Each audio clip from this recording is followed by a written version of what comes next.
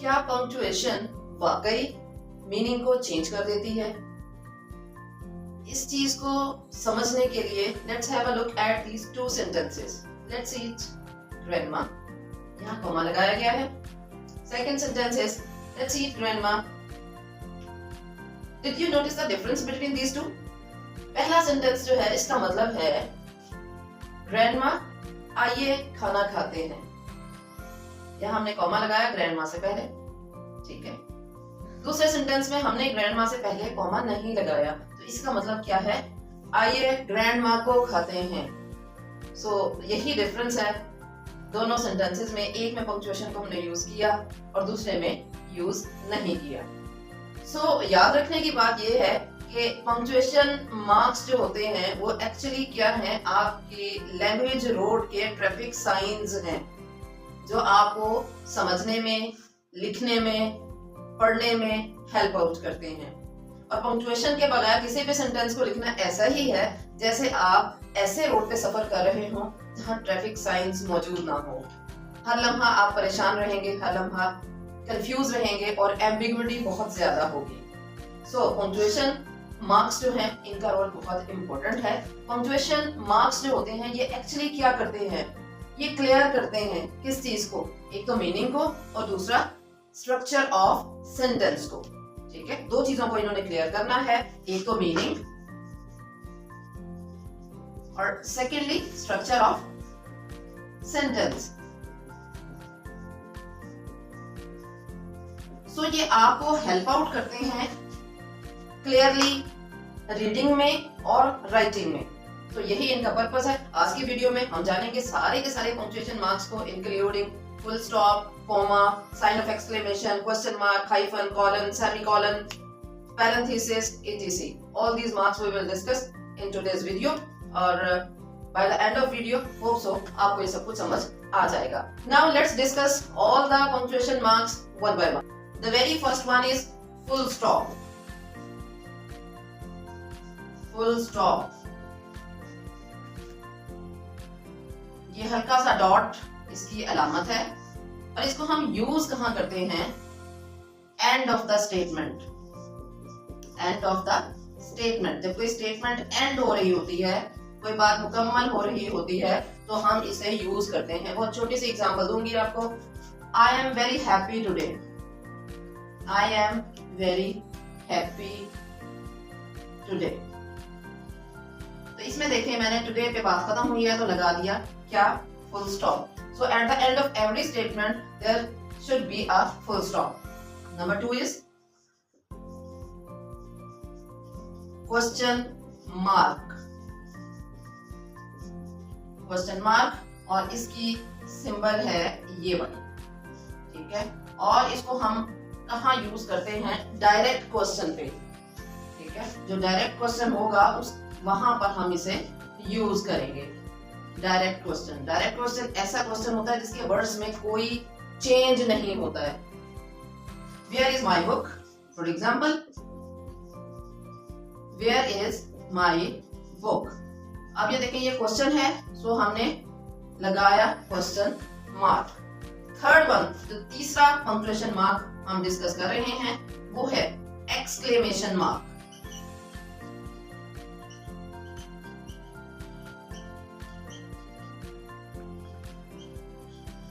Exclamation mark और इसका symbol क्या है? ये छोटी सी लाइन और उसके नीचे छोटा सा डॉट. इसको कहते हैं एक्सक्लेमेशन मार्क. और हम एक्सक्लेमेशन मार्क को यूज करते हैं कहाँ? जहां हमने अपने स्ट्रॉन्ग इमोशंस को शो करना हो. कहाँ यूज होता है? जहां पर स्ट्रॉन्ग इमोशंस हो.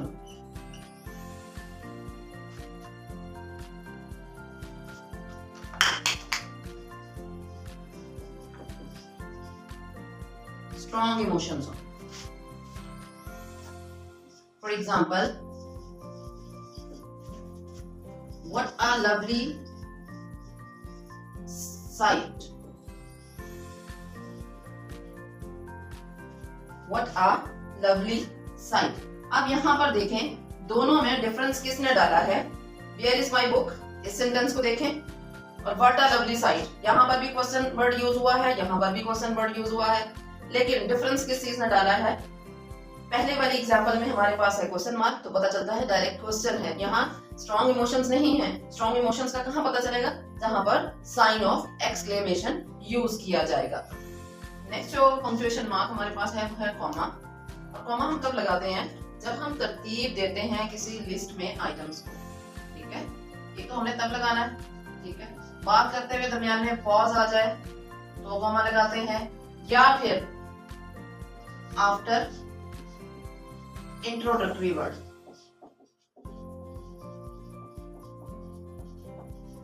Introductory word, for example I bought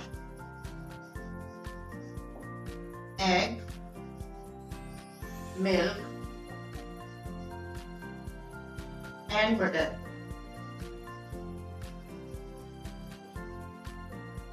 यहाँ देखेंगे कि लिस्ट है हमारे पास, एग, मिल्क, बटर, छोटी लिस्ट है, लेकिन हमने इसके आइटम्स को हमने अलग अलग किया है। So we use comma to separate them. Comma जो है वो आप एंड से पहले भी लगा लें तो भी ये रॉन्ग नहीं होगा। कॉमा लगा के भी ठीक है एंड से पहले, और कॉमा अगर आप नहीं भी लगाएंगे तो भी ठीक है। Number 5, next is semicolon.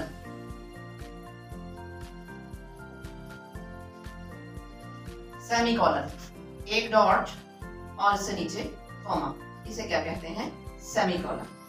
और ये कहां यूज किया जाता है वो देख लेते हैं। क्लोजली रिलेटेड जो सेंटेंसेस होते हैं ना, वहां ये यूज किया जाता है।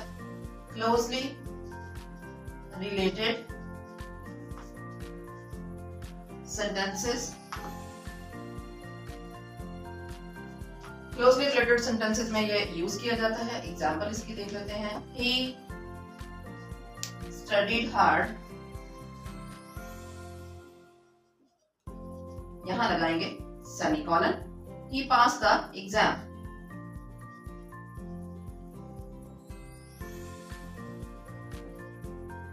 इस सेंटेंस में आप लोग देखेंगे ये स्टडीड हार्ड, इसका ये फर्स्ट सेंटेंस है ये, ठीक है, फर्स्ट क्लॉज कह लें, सेंटेंस कह लें, और फिर हमने सेमीकोलन लगाया और फिर नेक्स्ट पार्ट है ही पास द एग्जाम। ये दोनों सेंटेंसेस क्लोजली रिलेटेड हैं, इन दोनों का आपस में ताल्लुक है आपस में, so we use semicolon here. Next one is colon. ये इसकी कॉलन, ये इसकी सिंबल है, 2 डॉट्स हैं ऊपर नीचे। इसे कहां यूज करते हैं, बिफोर लिस्ट। अगर कोई लिस्ट बनाई है तो वह लिस्ट के आइटम स्टार्ट होने से पहले यूज करते हैं, या फिर किसी बात की एक्सप्लेनेशन से पहले यूज करते हैं, ठीक है। For example, I bought colon bread, butter, egg and milk।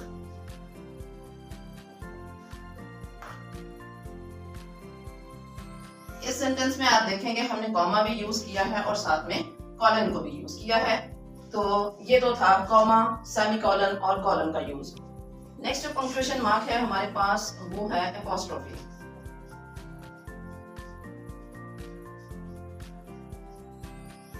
ये छोटा सा इस तरह का निशान होता है नाउन के साथ, ठीक है, और इसको यूज करते हैं to show position,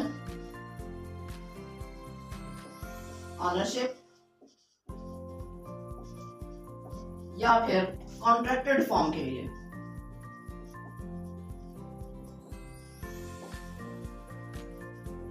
for example,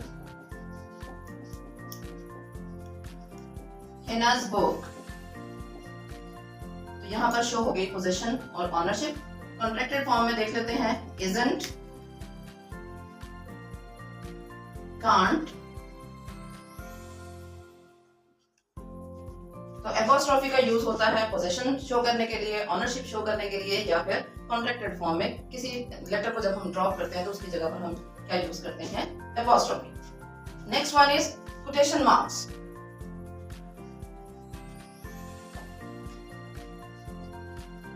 quotation marks. Inverted commas होते हैं, ये स्टार्ट में भी लगाते हैं और एंड पे भी लगाते हैं। एंडिंग वाले और स्टार्ट वाले दोनों होते हैं। इनका यूज कहां पर होता है? डायरेक्ट स्पीच में। किसी के वर्ड्स को एज इट इज दोहरा दिया जाए तो फिर उसे कहते हैं डायरेक्ट स्पीच। और डायरेक्ट स्पीच को शो करने के लिए हम लगाते हैं inverted commas. For example, he said, I will join you later.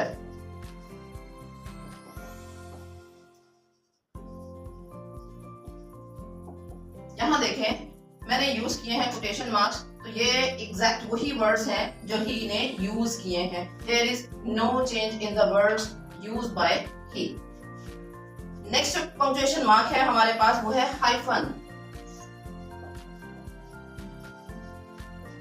Hyphen इस तरह से छोटी सी है, डैश कह लें आप, बनी हुई होती है, और इसको यूज हम कहां करते हैं? To join words. To join words. For example, well known poet. अब आप ये देखिए, हमने हाइफन लगा के जो है ये दो वर्ड्स को ज्वाइन करके एडजेक्टिव बना दिया है। सो इस तरह से जब वर्ड्स को ज्वाइन किया जाएगा तो क्या यूज करेंगे? हाइफन। नेक्स्ट जो पंक्चुएशन मार्क हम डिस्कस करने की तरफ जा रहे हैं वो है हमारे पास डैश। डैश जो है वो हाइफन की तरह का ही होता है, लेकिन इसकी लेंथ थोड़ी सी ज्यादा होती है। ये इसका सिंबल है और वेयर टू यूज इट, कहाँ यूज करना है? जब सडन ब्रेक आ जाए in the speech. Sudden break in the speech. बात करते करते अचानक से ब्रेक उसमें आ जाए तो फिर हम यूज करते हैं dash. For example, he was about to leave। यहां जो पॉज आ गया है ना, सडन ब्रेक आ गई है, तो यहां पर हम लगाएंगे क्या? Dash. But stopped.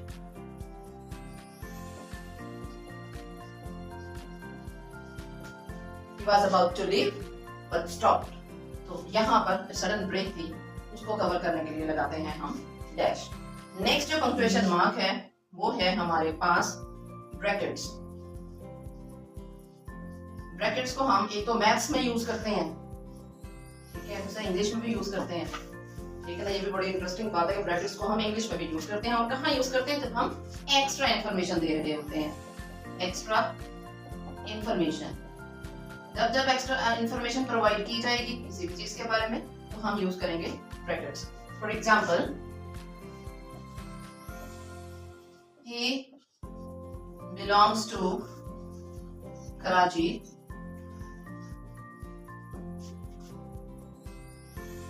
Pakistan. So Karachi के बारे में एक्स्ट्रा डिटेल क्या है कि ये पाकिस्तान में है, तो इस एक्स्ट्रा डिटेल को, एक्स्ट्रा इंफॉर्मेशन को हमने लिखा है किसमें? ब्रैकेट्स में। तो ये तो था ब्रैकेट्स का यूज कहाँ? लैंग्वेज में। सो ये सारे के सारे जो हैं ये ट्रैफिक साइंस हैं हमारे लैंग्वेज रोड के। इनको इस्तेमाल करके हम अपने राइटिंग हो या अपनी रीडिंग हो उसको अंडरस्टैंडेबल बनाते हैं। Now let's summarise the punctuation marks. Full stop, साथ में उसकी सिंबल दी गई है, कहाँ यूज करना है? At the end of statement. Question mark, symbol दी गई है इसकी और इसको यूज करते हैं डायरेक्ट क्वेश्चन के लिए। एक्सक्लेमेशन मार्क, सिंबल इसकी ये है और इसको यूज करते हैं स्ट्रॉन्ग इमोशंस को शो करने के लिए। कॉमा, कॉमा हम यूज करते हैं आइटम्स की जो लिस्ट होती है उसको तरतीब देते वक्त दरम्यान में अगर बात करते हुए पॉज आ जाए तो वहां पर, और आफ्टर इंट्रोडक्टरी वर्ड उसके बाद यूज करते हैं सेमीकोलन। इसे यूज करते हैं क्लोजली रिलेटेड सेंटेंसेस को शो करने के लिए। दो सेंटेंसेस क्लोजली रिलेटेड होते हैं, उनके दरमियान एंड की जगह पर आप कह सकते हैं कि हम इसे यूज करते हैं। और नेक्स्ट है कॉलन, और इसे यूज करते हैं बिफोर लिस्ट। एक जो लिस्ट बनाई जा रही होती है उसकी लिस्ट स्टार्ट होने से पहले जो है हम कॉलन को यूज करते हैं, या फिर कोई एक्सप्लेनेशन वगैरह देनी हो तो उसके लिए भी हम कॉलन यूज करते हैं। एपोस्ट्रोफी, इसे इस्तेमाल किया जाता है पोजीशन को शो करने के लिए या कॉन्ट्रैक्टेड फॉर्म को शो करने के लिए। कोटेशन मार्क्स यूज किए जाते हैं डायरेक्ट स्पीच शो करने के लिए। हाइफन को यूज करते हैं हम वर्ड्स को ज्वाइन करके कोई नया वर्ड, नया एडजेक्टिव वगैरह बनाने के लिए। और डैश यूज किया जाता है जब हमारी गुफ्तगू में कुछ सडन ब्रेक आ जाए तो उसके लिए इस्तेमाल करते हैं। और लास्ट वन है ब्रैकेट्स, तो ब्रैकेट्स को हम यूज करते हैं एक्स्ट्रा इंफॉर्मेशन। कभी भी पंक्चुएशन मार्क्स को हल्के में ना लीजिएगा, बहुत पावरफुल होते हैं ये। Last but not the least, right punctuation mark, right place. Keep on practising.